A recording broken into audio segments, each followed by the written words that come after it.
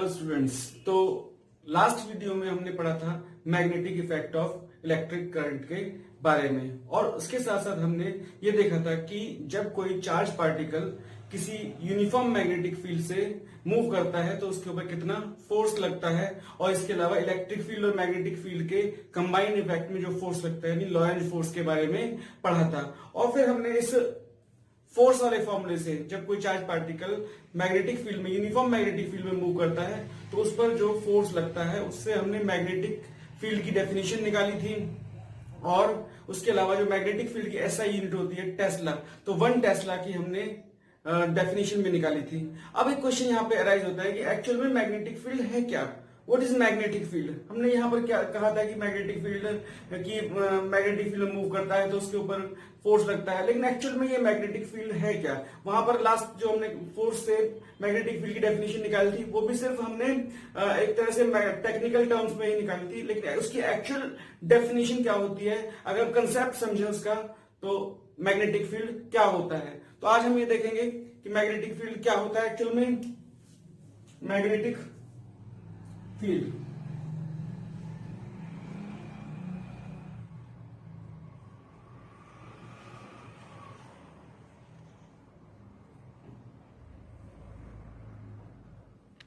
Suppose हमारे पास एक magnet है या कोई करंट कैरिंग कंडक्टर है, तो जब किसी कंडक्टर के अंदर से करंट फ्लो करता है तो हमने कहा था उसके आसपास एक एरिया बन जाता है, जितने एरिया में वो दूसरी चीजों को अपनी तरफ अट्रैक्ट या रिपेल कर सकती है। या कोई मैग्नेट रखिए मान लो हमारे पास में, तो मैग्नेट के पास कोई दूसरा मैग्नेटिक सब्सटेंस लेकर के जाते हैं तो उसे या तो वो अट्रैक्ट करती है या रिपेल करती है, लेकिन जैसे जैसे हम उससे दूर जाते हैं वैसे वैसे वो अट्रैक्शन या रिपल्शन कम होती जाती है, और एक पर्टिकुलर पॉइंट पे जाकर के वो अट्रैक्शन या रिपल्शन खत्म हो जाती है। यानी एक पॉइंट ऐसा आता है कि उससे अगर हम और दूर जाएंगे तो वो अट्रैक्शन या रिपल्शन खत्म हो जाती है। तो इस तरह का जो डिस्टेंस है वो हर तरफ होगा स्पेस में, तो किसी भी करंट कैरिंग कंडक्टर या किसी मैग्नेट के चारों तरफ का वो एरिया, जितने एरिया में वो दूसरी चीजों को इन्फ्लुएंस कर सकती है, दूसरे मैग्नेटिक सब्सटेंसेस को अपनी तरफ इन्फ्लुएंस कर सकती है, अट्रैक्ट या रिपेल कर सकती है, उस एरिया को हम उसका मैग्नेटिक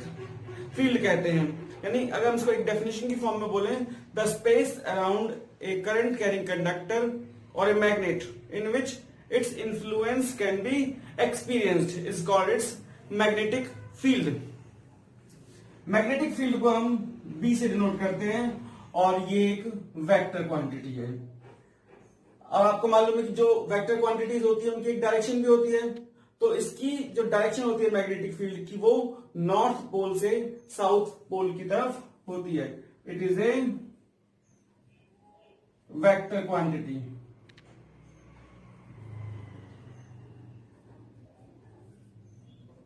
और इट्स डायरेक्शन इज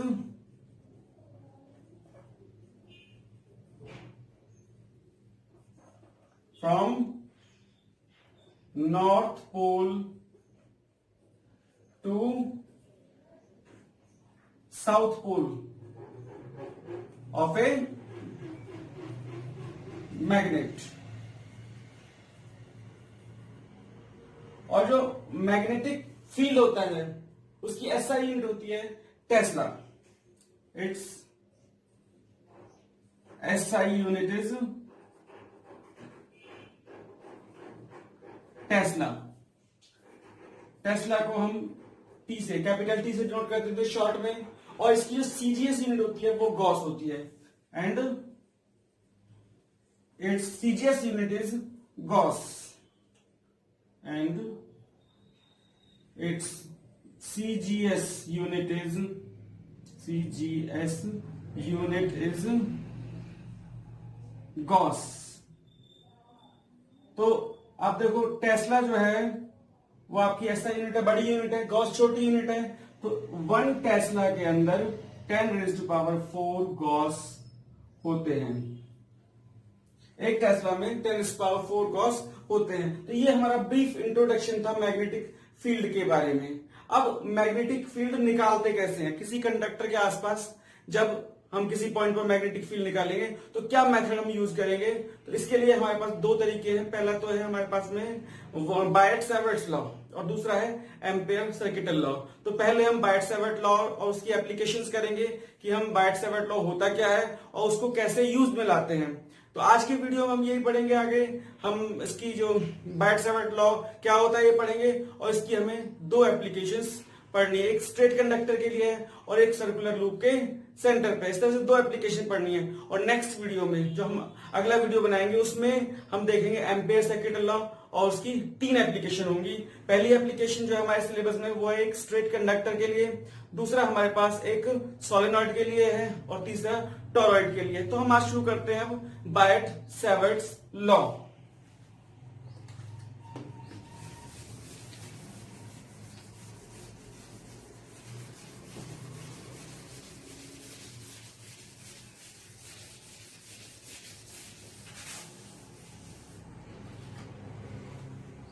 बायट-सैवर्ट्स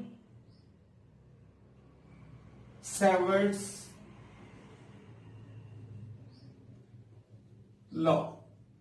तो स्टूडेंट्स बायट-सैवर्ट्स लॉ क्या कहता है इसको पहले समझो किस तरह से। ये मान लो हमारे पास में ये एक स्ट्रेट कंडक्टर है एक्स वाई और इसके अंदर से सपोज करंट आई फ्लो कर रहा है। तो magnetic effect of electric current के अकॉर्डिंग क्या होता है कि जब इसके अंदर से करंट पास करेगा तो इसके आसपास एक मैग्नेटिक फील्ड बन जाएगा। तो सपोज इसके मैग्नेटिक फील्ड में ये एक पॉइंट पी है जिस पॉइंट पी पर हमें इस कंडक्टर की वजह से मैग्नेटिक फील्ड निकालना है। तो हम क्या करते हैं, इस कंडक्टर का एक स्मॉल पोर्शन ले लेते हैं ए बी। इसकी लेंथ कितनी है, सपोज डीएल है। तो हम क्या करते हैं, इसको इससे मिला देते हैं, स्मॉल लेंथ कंडक्टर को इससे मिला देते हैं और ये डिस्टेंस सपोज आर है। ये जो डिस्टेंस आर है वो कंडक्टर के साथ सपोज कितना एंगल बना रही है, थीटा एंगल बना रही है। तो हमने जो ये मैग्नेटिक फील्ड निकालना है, बायट-सैवर्ट लॉ जो निकालता है मैग्नेटिक फील्ड, वो स्मॉल लेंथ कंडक्टर के लिए ही निकालता है। तो जो लेंथ स्मॉल है तो मैग्नेटिक फील्ड भी स्मॉल ही होगा। तो डीबी यानी small magnetic field due to this small length conductor dl, तो it will be directly proportional to the current I. और डीबी जो है वो इस कंडक्टर की लेंथ के डायरेक्टली प्रोपोर्शनल होता है। डीबी जो होता है, ये जो एंगल है ये वाला थीटा, इसके साइन के प्रोपोर्शनल होता है, यानी साइन थीटा के प्रोपोर्शनल होता है। और जो मैग्नेटिक फील्ड होगा वो हमारा इस डिस्टेंस के स्क्वायर के इनवर्सली प्रोपोर्शनल होता है। तो ये हो जाएगा डीबी जो है करंट के प्रोपोर्शनल है, लेंथ के प्रोपोर्शनल है, साइन थीटा के प्रोपोर्शनल है और डिस्टेंस के स्क्वायर के इनवर्सली प्रोपोर्शनल है। तो अगर हम इन तीनों को चारों टर्म्स को कंबाइंडली देखें तो dB is directly proportional to क्या हो जाएगा, I dl sine theta upon are square. और जब ये प्रोपोर्शनलिटी साइन हटता है तो एक कांस्टेंट आता है k I dl sine theta upon are square. अब एसआई सिस्टम में, इन एसआई सिस्टम के की वैल्यू जो होती है वो म्यू नॉट अपॉन 4 पाई होती है। ये जो म्यू नॉट है, म्यू जो होता है टर्म, इसे हम कहते हैं परमिएबिलिटी। परमिएबिलिटी मतलब दो वर्ड से मिलकर परमिट प्लस एबिलिटी।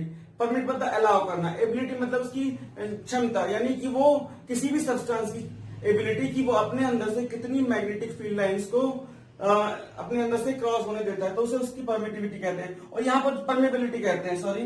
और ये जो नॉट लगा हुआ है ये फ्री स्पेस के लिए, एयर या वैक्यूम के लिए लगा होता है।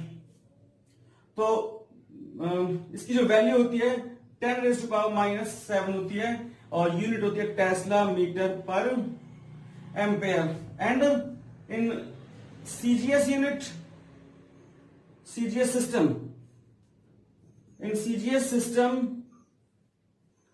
सिस्टम में के की वैल्यू 1 होती है। तो इस तरह से स्टूडेंट्स जब हम इसको एक साथ लिखते हैं तो ये हमारे पास डीबी कितना आ जाएगा बायट-सैवर्ट लॉ में, mu not upon 4 pi I D L sine theta upon are square. तो इस तरह से ये आपका बायट-सैवर्ट लॉ होता है। अब इस बायट-सैवर्ट लॉ की कुछ कैरेक्टरिस्टिक्स होती हैं या ऐसे कह सकते हैं कुछ लिमिटेशंस होती हैं। ये characteristics of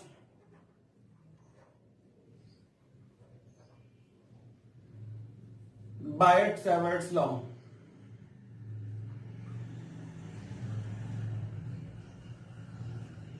characteristics of Biot Savart's law क्या क्या होती हैं? एक तो ये सिमेट्रिकल डिस्ट्रीब्यूशन ऑफ करंट के लिए, यानी एक ऐसा कंडक्टर जिसके अंदर हर पॉइंट पे इक्वल करंट होता है, उसी के लिए यूज हो सकती है। It is used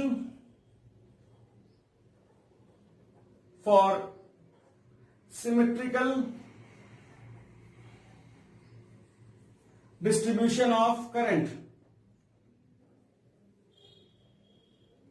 distribution of current. दूसरा, यहां पर हमने देखा था कि हमने जब कंडक्टर लिया था तो कंडक्टर की स्मॉल लेंथ के लिए ही ये यूज हो सकता है। It is valid only for small length conductors, small length conductors.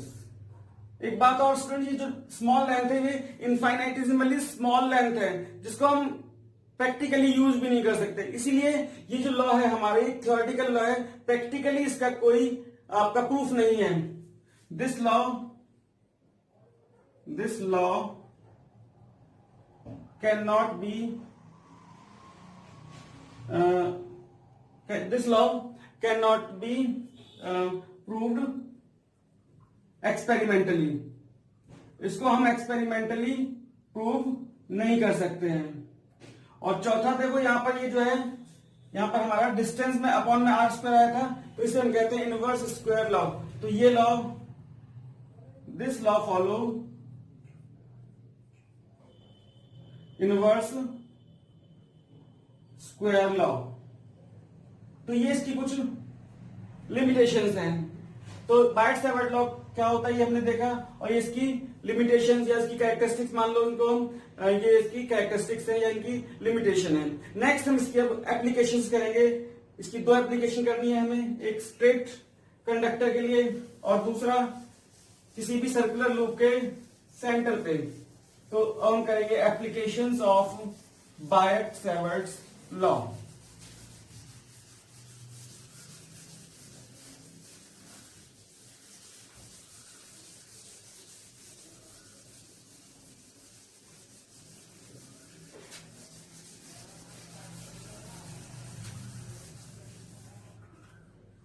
Applications of Biot-Savart's law.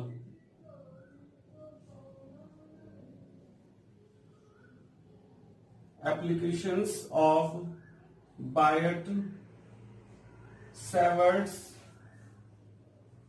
law. तो इसकी फर्स्ट एप्लीकेशन हम करेंगे किसी भी स्ट्रेट कंडक्टर की वजह से। फर्स्ट है हमारा मैग्नेटिक फील्ड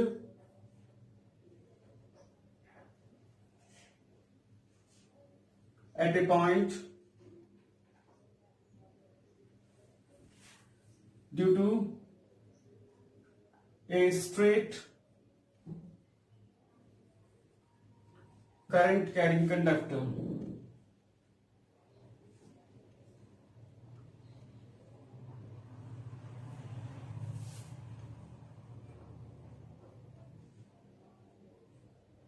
तो हमारे पास एक स्ट्रेट करंट कैरिंग कंडक्टर है, उसकी वजह से हमें किसी पॉइंट पर मैग्नेटिक फील्ड निकालना है। मान लो हमारे पास ये एक कंडक्टर है एक्स वाई, और इसके अंदर से करंट आई फ्लो कर रहा है, ये नीचे से ऊपर की तरफ।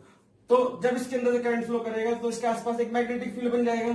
तो इस मैग्नेटिक फील्ड में मान लो ये एक पॉइंट है पी, हमें इस पॉइंट पी पर मैग्नेटिक फील्ड निकालना है। तो सबसे पहले हम क्या करते हैं, इसका एक स्मॉल लेंथ कंडक्टर ले लेते हैं ए बी, और इसकी जो लेंथ है वो कितनी है, डीएल है।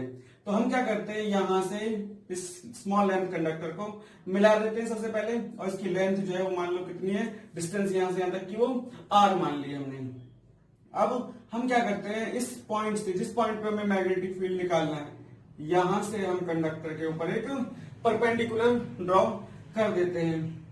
और सपोज इस परपेंडिकुलर की लेंथ ए है, और ये जो लेंथ है यहां से पॉइंट को सी मान लेते हैं। सी से इस कंडक्टर की जो लेंथ है सपोज एल है, तो और ये एंगल जो है हमारा इसको हम थीटा मान लेते हैं, और यहां पर जो एंगल बन रहा है ये फाई है, तो ये एंगल 90 क्योंकि परपेंडिकुलर डाला है हमने, तो ये थीटा ये प्लस फाई और ये 90, तो ये 90 है तो बाकी दो का सम भी 90 होगा।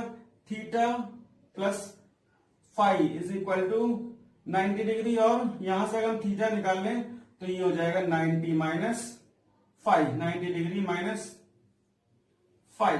इसे आप इक्वेशन नंबर 1 कर देंगे। अब हम यहाँ पे किसका यूज करके निकालेंगे मैग्नेटिक फील्ड, हम निकालेंगे बायट-सावर्ट लॉ का यूज करके।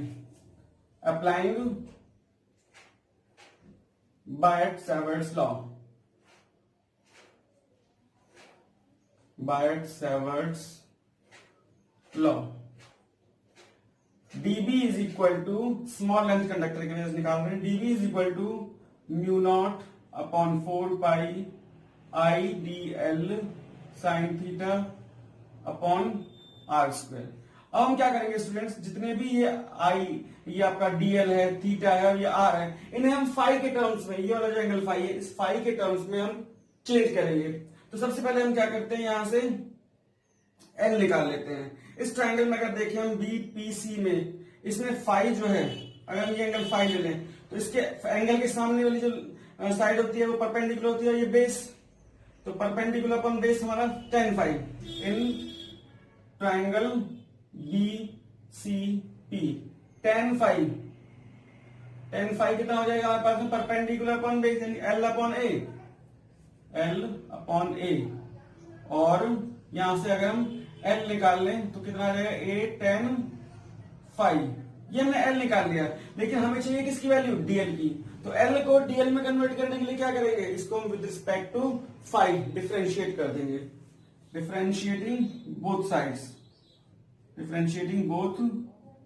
Sides with respect to phi, तो कितना आ जाएगा DL अपॉन डी फाई, यानी इसको हम डी फाई उधर ही जाते हैं, DL is equal to a, और tan फाई का डिफरेंशिएशन क्या होता है, sec square phi into d phi. ये हमने DL की वैल्यू निकाल ली।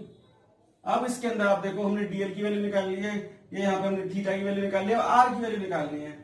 अगर हम, ये आपका बेस है ए और ये हाइपोटेनस है, तो बेस अपन हाइपोटेनस करते तो cos फाई ले लेंगे हम लोग। नाउ टेकिंग cos फाई कितना, बेस अपॉन हाइपोटेनस, तो ए अपॉन आर, और यहां से अगर हम आर की वैल्यू निकाल लें तो आर इक्वल टू कितना आ जाएगा, ए अपॉन कॉस फाई, और 1 upon cos phi sec phi होता है, तो ये आपका ए सेक फाई आ जाएगा। अब ये हमने जो आर निकाला है, ये हमने डीएल निकाला है, और ये हमने थीटा निकाला था, इसे इक्वेशन नंबर 2 कर दो, और इसे इक्वेशन नंबर 3 कर दो, और इसे इक्वेशन नंबर सपोज 1a कर दो। तो from equation number 1a 2 and 3, तो कितना आ जाएगा हमारे पास में, dB इज इक्वल टू, ये हम सारी वैल्यू पुट करेंगे, dB is equal to mu not upon 4 pi I dl की वैल्यू कितनी है, a sec square phi d phi into a sec square phi d phi sine theta, यानी sine 90 minus phi, sine 90 minus phi upon are square यानी a square sec square phi, इसका square कर देंगे, a square sec square phi, तो कितना आ जाएगा, dB is equal to mu not upon 4 pi, और ये आप देखो सेक स्क्वायर फाई से सेक स्क्वायर फाई कट जाएगा, ए से ए कैंसिल हो जाएगा, तो ये क्या आई अपॉन ए साइन 90 माइनस फाई कितना हो जाएगा, कॉस फाई इंटू ये वाला डी फाई। अब ये हमारा स्मॉल लेंथ डीबी की वजह से निकला है, इस स्मॉल लेंथ डीएल की वजह से यहाँ पर ये मैग्नेटिक फील्ड निकला है डीबी। हमें कंप्लीट कंडक्टर के लिए निकालना है, तो कंप्लीट कंडक्टर का निकालने के लिए क्या करेंगे, दोनों तरफ इंटीग्रेशन कर देंगे। For complete length of conductor integrating both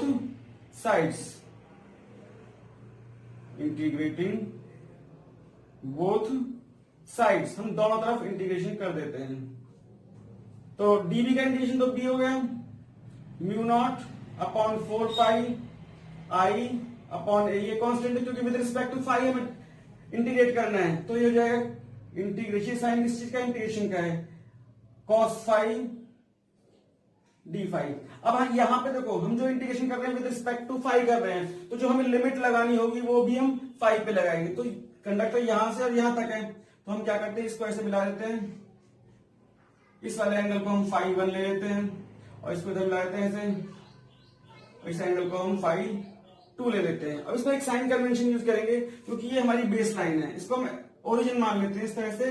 तो ओरिजिन के नीचे जो एंगल है इसे माइनस में ले लेंगे, ऊपर जो एंगल है वो प्लस में ले लेंगे, यानी हम फाई 1 को निगेटिव में ले लेंगे और फाई 2 को पॉजिटिव ले लेंगे। तो लिमिट फाई 1 से फाई 2 माइनस में फाई 1 से फाई 2। तो यहां पे आप देखो mu naught upon 4 pi I upon a. अब कॉस थीटा का इंटीग्रेशन क्या होता है, साइन थीटा। तो आप यहां पर ये कर दोगे sine theta, sine phi, sorry. अब यहां से माइनस फाई 1 से फाई 2, तो ये हम इसका इंटीग्रेशन करेंगे। तो वहां पे पूरा हो गया, तो मैं यहां पे इसे मिटा देता हूं, इसे इरेज कर देता हूं यहां से।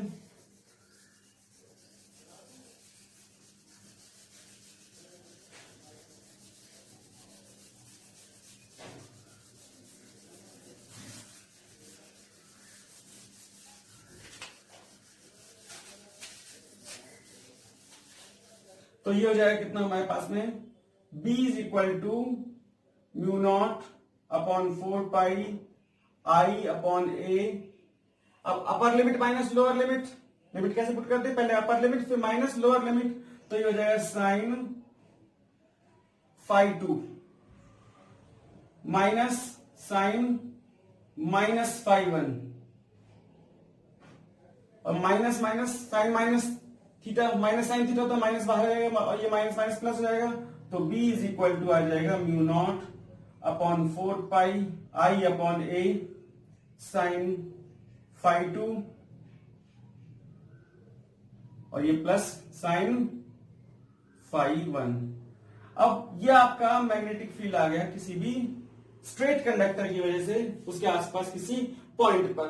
अब इसके अंदर कुछ स्पेशल केसेस करेंगे कि मान लो ये जो पॉइंट P है वो किसी भी एक एंड के क्लोज हो या फिर वो इस लाइन के सेंटर के क्लोज हो, तो क्या होगा, स्पेशल केसेस। तो पहला केस क्या है, number 1, case 1, if point P lies very close to any one end of the conductor। तो सपोज ये पॉइंट जो है यहां होता, तो हम क्या करते हैं, उस पॉइंट से पहले कंडक्टर, मान लो ये कंडक्टर है और ये पॉइंट यहां पर है, पी पॉइंट जो है, तो सबसे पहले हम यहां लाइन डाल देते हैं, जैसे मैंने निकाल दी, फिर दोनों तरफ मिला देते हैं, तो इसका तो यही मिल जाएगा वाला, और इसको हमें ऐसे यहां मिलाना पड़ेगा। तो ये जो एंगल बनेगा ऑलमोस्ट 90 डिग्री बनेगा। ऐसे अगर ये पॉइंट यहां होता तो ये वाला आपका ऐसे, ये एंगल आपका अप्रोक्सीमेटली 90 बनता, यानी जिस तरफ पॉइंट होता है उस तरफ वाला एंगल 0 बनता और दूसरा अपोजिट एंगल जो है वो 90 डिग्री बनता। तो then phi 1 is equal to 0 degree और phi 2 is equal to 90 degree. या फिर जब ये तो तब होता जब ये पी पॉइंट यहां होता, अगर ये पॉइंट यहां होता तो, और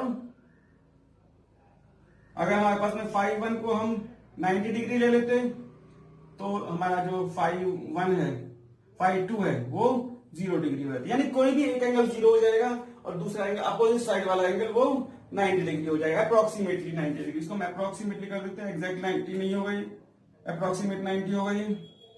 तो ये वैल्यू अगर हम यहां पुट करें तो b की वैल्यू कितनी आ जाएगी, b is equal to mu not upon 4 pi I upon a, और ये एक वैल्यू 0 एक वैल्यू 90, तो साइन 91 हो जाएगा। तो हमारे पास यही वैल्यू आ जाएगी, b is equal to mu not upon 4 pi I upon a. ये कब होगा? जब जो हमारा पॉइंट पी है जिसमें हमें मैग्नेटिक फील्ड निकालना है वो कंडक्टर के किसी भी एक एंड के क्लोज होगा। अब इसका सेकंड केस करेंगे हम कि अगर जो कंडक्टर जो पॉइंट है हमारा, जिस पॉइंट पे हमें मैग्नेटिक फील्ड निकालना है वो इस कंडक्टर के सेंटर के क्लोज हो। Case 2, if point P lies close to any close to the center or midpoint of the conductor। तो मान लो ये कंडक्टर है हमारा, ये पॉइंट P है, बहुत क्लोज है मिड पॉइंट के P। तो एक तो हम यहां सामने डाल देते हैं, दूसरा हम फिर ऐसे मिला देते हैं इस तरह से। तो ये एंगल भी अप्रोक्सीमेटली 90 हो जाएगा और ये वाला एंगल भी अप्रोक्सीमेटली 90 हो जाएगा। Then φ1 is equal to φ2 is approximately equal to 90 degree. तो इसका मतलब ये हुआ कि B कितना आ जाएगा, मैग्नेटिक फील्ड कितना आ जाएगा हमारे पास में। अगर हम φ1 और φ2 की वैल्यू यहां पुट करें तो म्यू नॉट अपॉन 4 पाई आई अपॉन ए साइन 90 प्लस साइन 90, तो साइन 91, ये भी 1 ये भी 1 प्लस 1 2। So B is equal to mu not upon 4 pi 2 I upon a. तो इस तरह से हम मैग्नेटिक फील्ड निकाल सकते हैं किसी भी पॉइंट के क्लोज, किसी भी कंडक्टर के क्लोज कोई पॉइंट हो तो उस पॉइंट पर हम मैग्नेटिक फील्ड इस तरह से बायट-सैवर्ट लॉ का यूज करके निकाल सकते हैं। अब स्टूडेंट्स हम ये देखेंगे कि बायट-सैवर्ट लॉ में हमने जो मैग्नेटिक फील्ड निकाला है किसी भी स्ट्रेट कंडक्टर के लिए, तो उस कंडक्टर की डायरेक्शन कैसे पता करते हैं। तो डायरेक्शन पता करने के लिए हमारे पास कौन सा रूल है, राइट हैंड थंब रूल। तो नेक्स्ट हम करेंगे डायरेक्शन पता करने के लिए right hand thumb rule.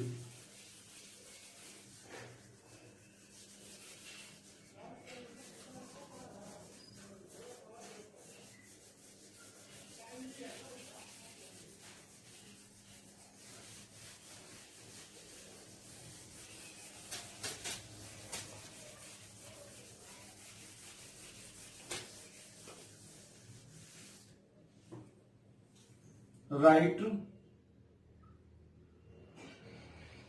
Hand thumb rule.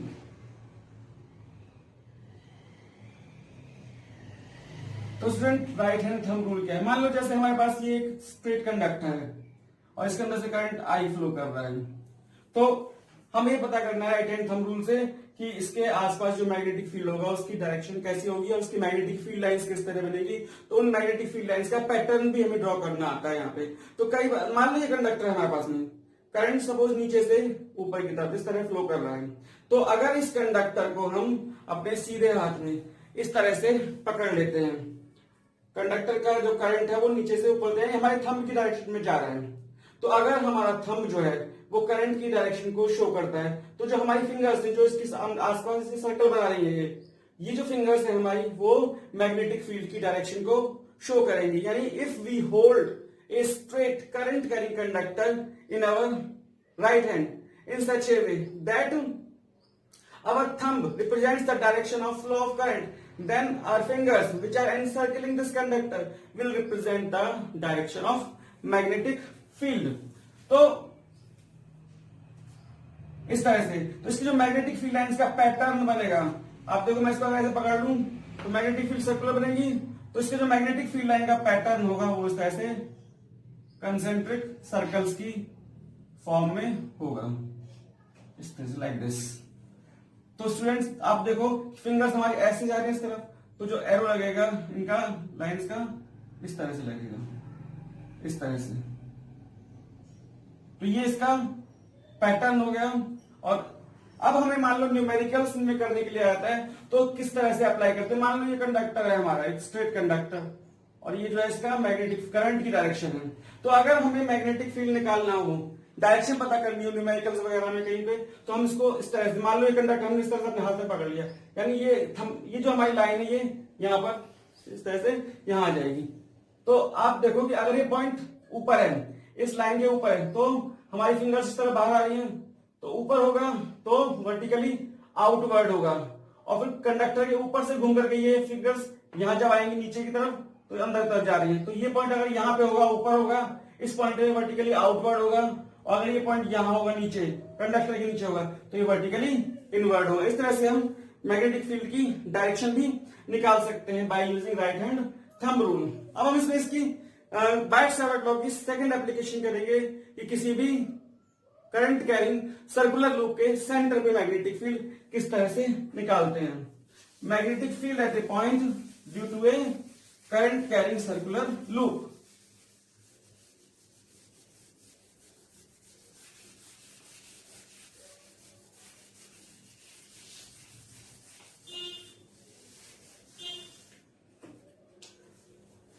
Magnetic field at a point due to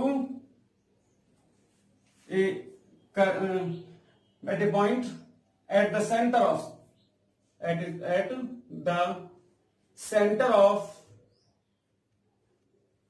a current carrying circular loop.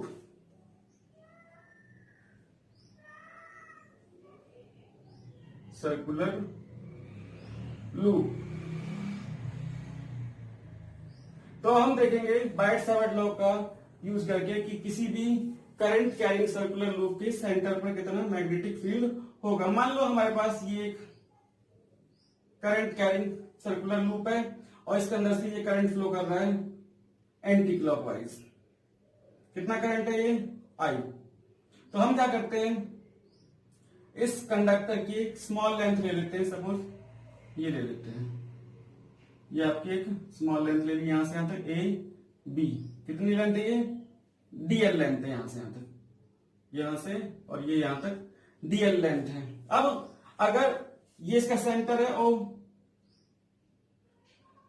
अगर मैं यहां से सेंटर से इसके ऊपर एक परपेंडिकुलर डाल देते, रेडियस डाल देते हैं, तो हमें पता है कि ये जो रेडियस होता है आर, ये इस सर्कमफेरेंस के ऊपर परपेंडिकुलर होता है। तो यहां पर जो एंगल बनेगा, अगर मैं इस तरफ भी डाल दूं तो ये जो एंगल बनता है ये 90 डिग्री का बनता है।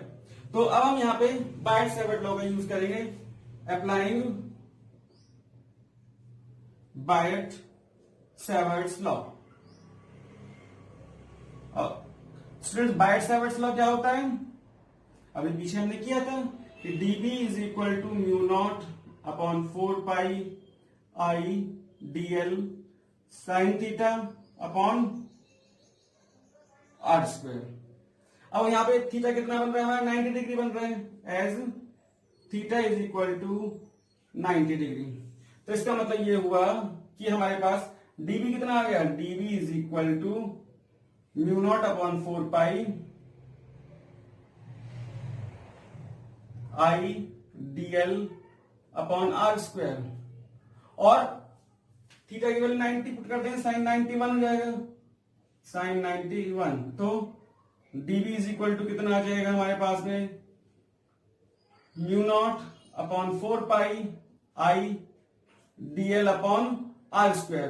तो अब हम क्या करेंगे, फॉर कंप्लीट रिंग हम दोनों तरफ इंटीग्रेशन कर देंगे, for complete loop integrating both sides, integrating both sides. तो कितना आ जाएगा हमारे पास में, ये dB का इंटीग्रेशन तो b आ गया, b is equal to mu not upon 4 pi I upon are square constant और इंटीग्रेशन ऑफ dl। अब देखो ये सर्कुलर लूप है, इसका रेडियस r है, तो मिनिमम लेंथ 0 और मैक्सिमम लेंथ 2 पाई आर। तो जो लिमिट आ जाएगी हमारी 0 से 2 पाई आर आ जाएगी। तो कितना आ जाएगा हमारे पास ये, mu not upon 4 pi I upon are square into l, limit 0 से 2 पाई आर।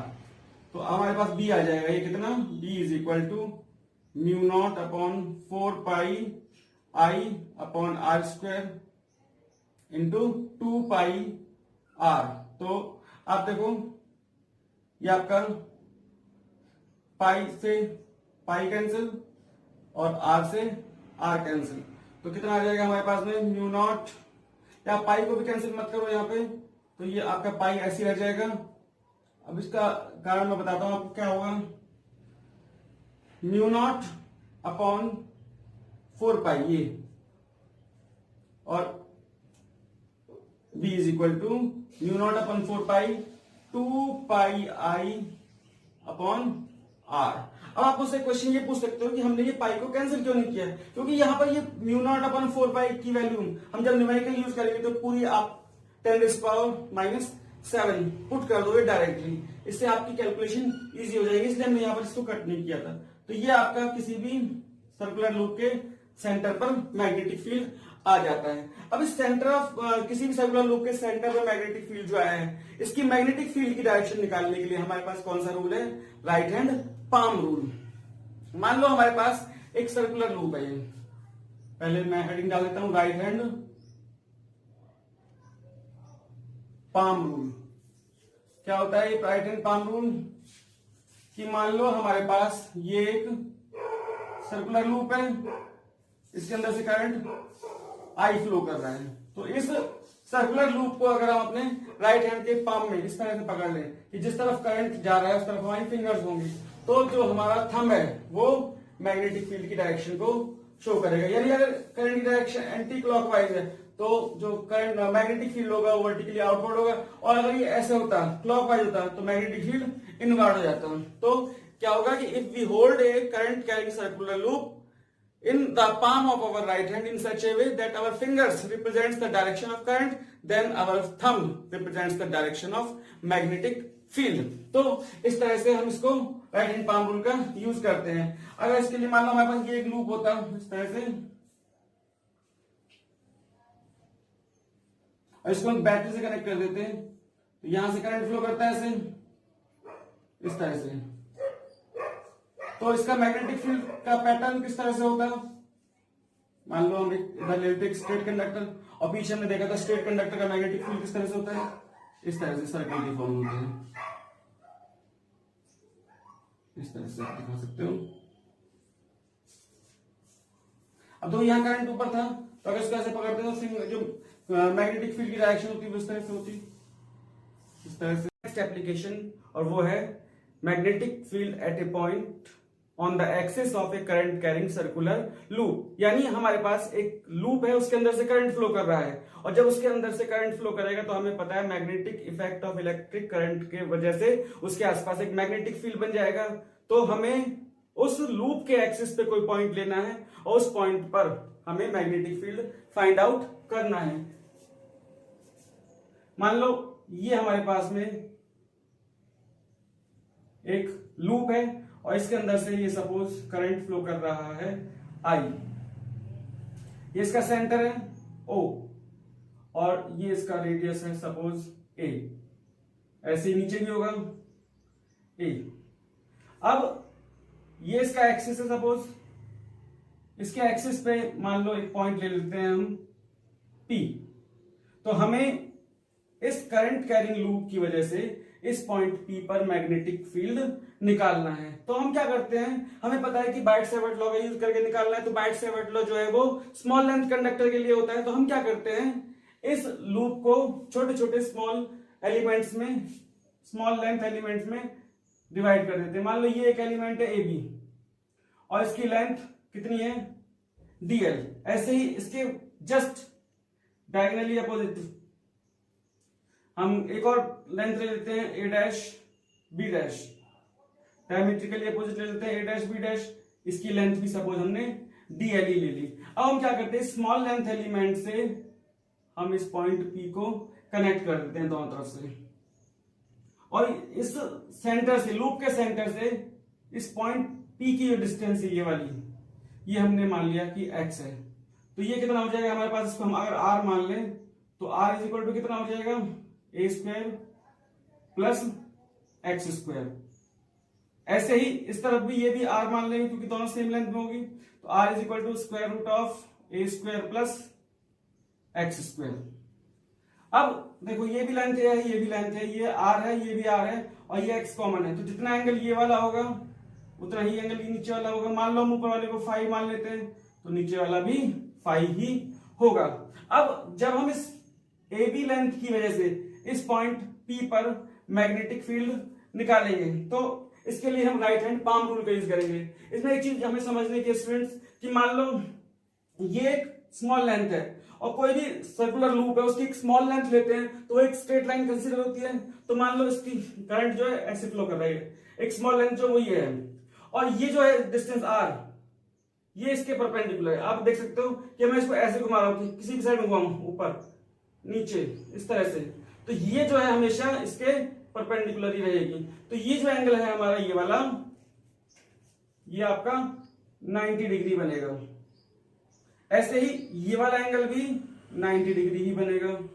अब अगर हम राइट हैंड पाम रूल लगाते हैं तो राइट हैंड पाम रूल क्या कहता है कि अगर हम अपने सीधे हाथ के पाम को इस तरह से लें तो ये जो है हमारा थंब, ये आपका करंट की डायरेक्शन को शो करेगा, ये आपका आर है, ये जो आपकी हथेली है नीचे की तरफ फ्लैट, ये आपकी आर, ये जो आर है ये वाली, ये जो रेडियस, ये जो सॉरी डिस्टेंस ये वाली आर, ये आर है और इसके परपेंडिकुलर मैग्नेटिक फील्ड होगा। आप देख सकते हो ये थंब करंट है और ये आपका आर है और ये इसके परपेंडिकुलर, यानी ये तीनों एक दूसरे के परपेंडिकुलर होंगी। इसको आप इस तरह से भी समझ सकते हो कि मान लो ये हमारी आर है, इस तरह से याद रखो आपकी, ये आपका करंट फ्लो कर रहा है ऐसे, ये आपका करंट है, ये आपकी आर है, तो मैग्नेटिक फील्ड होगा इसके परपेंडिकुलर इस तरह से होगा। आप देख सकते हो इसको ऐसे। तो हमारा जो आर होगा इस ए बी की वजह से, इस ए बी की वजह से जो आर होगा वो सॉरी मैग्नेटिक फील्ड होगा वो इस तरफ होगा डी बी।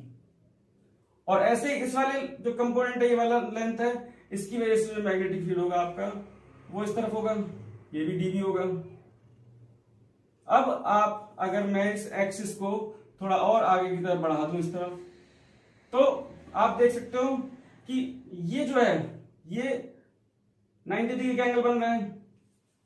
अगर मैं इसके परपेंडिकुलर एक्सिस के परपेंडिकुलर दोनों तरफ इस तरह डाल दूं, दोनों के हम परपेंडिकुलर डाल देते हैं इस तरफ, तो आप देख सकते हो कि ये जो मैग्नेटिक फील्ड है वो इस आर के परपेंडिकुलर, ये आपका 90 डिग्री होगा और ये जो है आपका एक्सिस ये इसके परपेंडिकुलर है, तो ये इसके परपेंडिकुलर और ये इसके परपेंडिकुलर, तो इसका मतलब ये एंगल जो है वो इसके एंगल, इस एंगल के इक्वल होगा, ये भी फाई हो जाएगा आपका।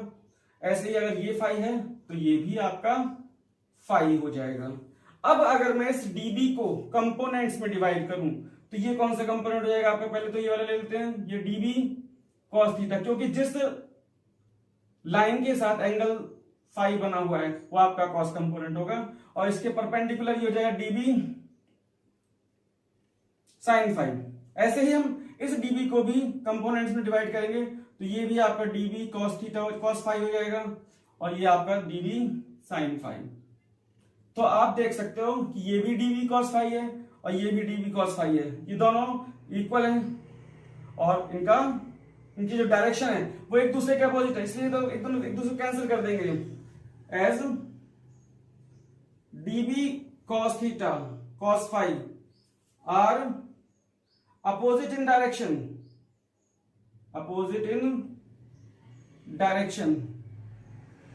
so they cancel each other, तो ये दोनों कैंसिल कर देंगे। अब हमारे पास में जो डीबी की जो दो और कंपोनेंट बचे हैं ये दोनों सेम डायरेक्शन में है, तो जो नेट मैग्नेटिक फील्ड होगा इन दोनों के सम के इक्वल होगा सिर्फ इन दो एलिमेंट्स की वजह से। तो अगर खाली दो एलिमेंट होते तो उनका जो नेट मैग्नेटिक फील्ड होता है इनके साइन कंपोनेंट के सम के इक्वल होता है। लेकिन अगर मान लो मैं इस पूरी रिंग को छोटे छोटे कंपोनेंट, ये भी डीएल, इसके अपोजिट वर्टिकली ये डीएल, अगर मैं एक लेंथ ये ले लूं, इसकी वर्टिकल अपोजिट ये ले लूं, तो जितने भी हम एलिमेंट्स लेंगे डायमेट्रिकली अपोजिट, उनका जो कॉस कंपोनेंट है वो एक दूसरे को कैंसिल कर देगा और जो साइन कंपोनेंट है वो ऐड अप हो जाएगा। तो जो नेट मैग्नेटिक फील्ड निकलेगा पूरी रिंग की वजह से, उसके जितने भी स्मॉल लेंथ एलिमेंट्स होंगे सबके साइन कंपोनेंट के सम के इक्वल होगा। Hence the net magnetic field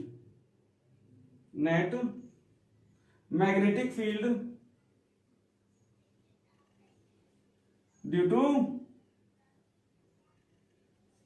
the complete loop, तो पूरे कंप्लीट लूप की वजह से कितना हो जाएगा, इन सबका summation B is equal to the summation of all dB sin phi, और dB की वैल्यू कितनी होगी, एज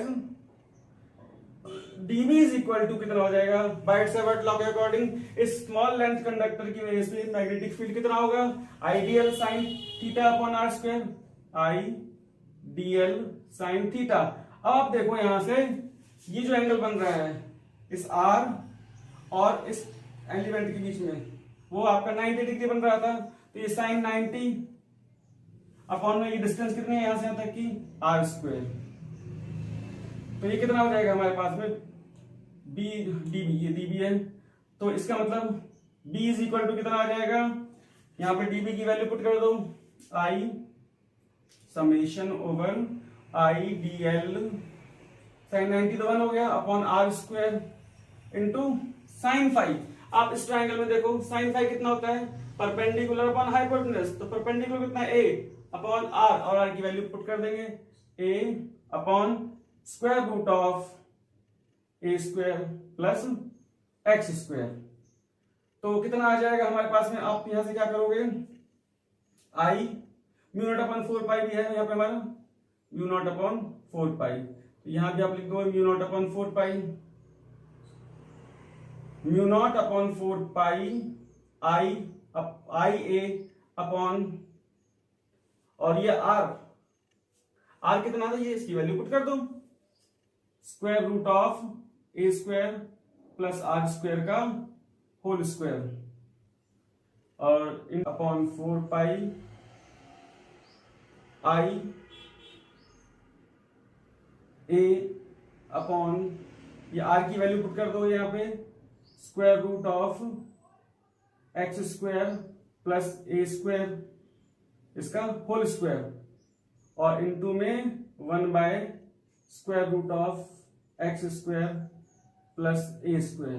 तो कितना आ जाएगा, बी इज इक्वल टू, ये आ गया हमारे पास mu not upon 4 pi I ए, और समेशन ओवर यहां पे डीएल, तो आई ए अपॉन में एक्स स्क्वायर प्लस ए स्क्वायर की पावर 3/2, और समेशन ऑफ डीएल, इस डीएल का जो समेशन निकालेंगे, तो आप ये देखो पूरी रिंग जितने भी डीएल है, इस रिंग को हमने बहुत सारे कंपोनेंट्स में डिवाइड कर दिया है, और सबकी लेंथ डीएल है, तो सबको सम करेंगे तो 2 पाई ए के इक्वल आएगा इंटू 2 पाई ए, तो कितना आ जाएगा यहाँ पे आपका, mu not upon 4 pi 2 pi I a square upon x square plus A square की पावर 3/2।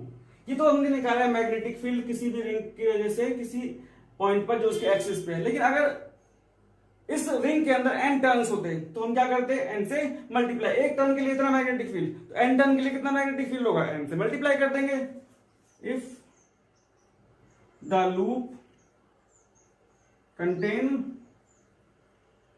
n टर्न्स, तो n से आप मल्टीप्लाई कर दोगे, then b is equal to आ जाएगा हमारे पास mu not upon 4 pi 2 pi n I a square upon x square plus A square की power 3/2।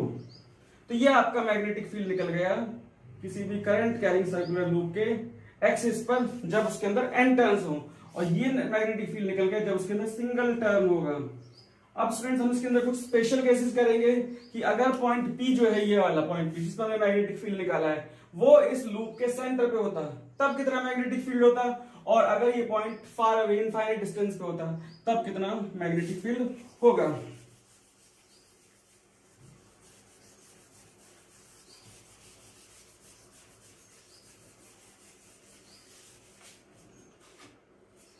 Case one, special case one, special case one.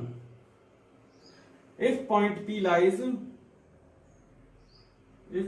P lies at the center of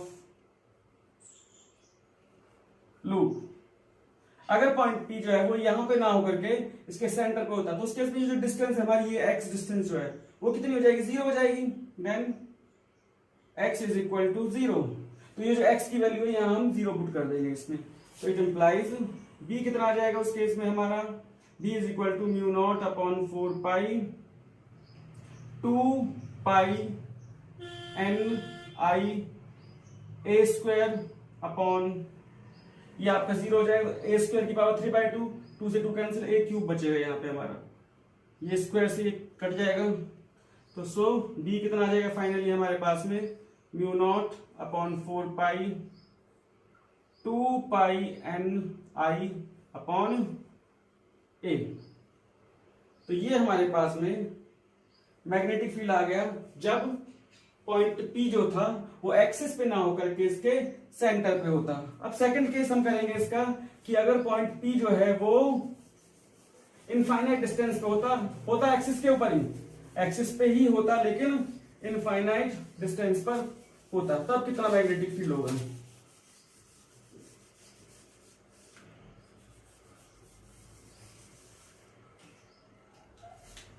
case 2, if point P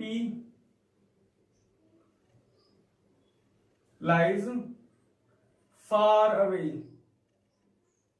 from the loop on the axis, तो उस case में आप देखो अगर ये point P बहुत दूर होता तो उस केस में जो x की डिस्टेंस होती है हमारी ये वाली, वो इस a के कंपैरिजन में बहुत लार्ज हो जाती। Then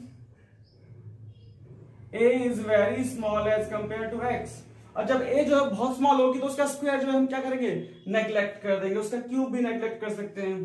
then a square is neglected, तो इसका मतलब ये हुआ हमारे पास b इज इक्वल टू कितना आ जाएगा हमारे पास में, mu not upon 4 pi 2 pi n i a square divided by, यहां से a स्क्वायर हट जाएगा, तो जब ये x स्क्वायर की पावर 3/2 आएगा तो 2 से 2 कैंसिल कर देंगे, x क्यूब बचेगा यहां पे हमारा। तो इस तरह से हम लूप के एक्सिस पर कोई पॉइंट जो कि फार अवे है उस पॉइंट पर इतना मैग्नेटिक फील्ड हमारा होगा, ऐसे आ जाएगी। तो आप इसको इस तरह से एरो लगा दोगे मैग्नेटिक फील्ड की डायरेक्शन निकालने के लिए। तो स्टूडेंट ये तो थी मैग्नेटिक फील्ड की डायरेक्शन किस तरह से निकालते हैं हम किसी भी सर्कुलर लूप के लिए। तो आज की हमने इस वीडियो में क्या क्या चीज सीखी, हमने पहले मैग्नेटिक फील्ड के बारे में पढ़ा, उसकी यूनिट क्या होती है और वो एक स्केलर क्वांटिटी है या वेक्टर क्वांटिटी है। उसके बाद हमने देखा बायट-सैवर्ट लॉ क्या होता है, उसकी कैरेक्टरिस्टिक्स या लिमिटेशंस क्या क्या होती हैं, और उसकी फिर हमने दो एप्लीकेशंस की, एक तो स्ट्रेट कंडक्टर के लिए और दूसरा सर्कुलर लूप के सेंटर पे किस तरह से मैग्नेटिक फील्ड निकलता है। और उसका हमने ये किया कि किसी भी स्ट्रेट कंडक्टर की वजह से जो मैग्नेटिक फील्ड होगा उसकी डायरेक्शन निकालने के लिए कौन सा रूल होता है, राइट हैंड थंब रूल, और उसकी वजह से जो पैटर्न बनता है स्ट्रेट कंडक्टर की वजह से वो पैटर्न हमने ड्रॉ करना सीखा। सेम ऐसे ही हमने किसी भी करंट कैरिंग सर्कुलर लूप के सेंटर पे मैग्नेटिक फील्ड निकाला बाय यूजिंग बायट-सैवर्ट लॉ, और उसके लिए डायरेक्शन निकालने के लिए मैग्नेटिक फील्ड की डायरेक्शन निकालने के लिए कौन सा रूल है, राइट हैंड पाम रूल, और उसकी वजह से हम किस तरह से मैग्नेटिक फील्ड लाइंस का पैटर्न बनाते हैं। तो नेक्स्ट क्लास में, नेक्स्ट वीडियो में हम लोग करेंगे स्टूडेंट्स एम्पियर सेकेंड लॉ और उसकी एप्लीकेशंस।